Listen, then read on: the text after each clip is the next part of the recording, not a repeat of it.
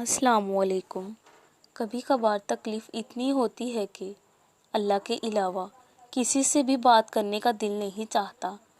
حضرت ابو الدرداء سے روایت ہے کہ نبی کریم صلی اللہ علیہ وآلہ وسلم نے فرمایا، کیا میں تمہیں ایک ایسے عمل کی خبر نہ دوں جو تمہارے اعمال میں سب سے بہترین ہے، جو تمہارے مالک کے نزدیک پاکیزہ ترین ہے، جو تمہارے درجات کو سب سے بلند کرنے والا ہے، جو تمہارے لیے سونا اور چاندی خرچ کرنے سے بہتر ہے، اور تمہارے لیے دشمن سے لڑنے سے بہتر ہے کہ تم ان کی گردنیں مارو اور وہ تمہاری گردنیں کاٹے۔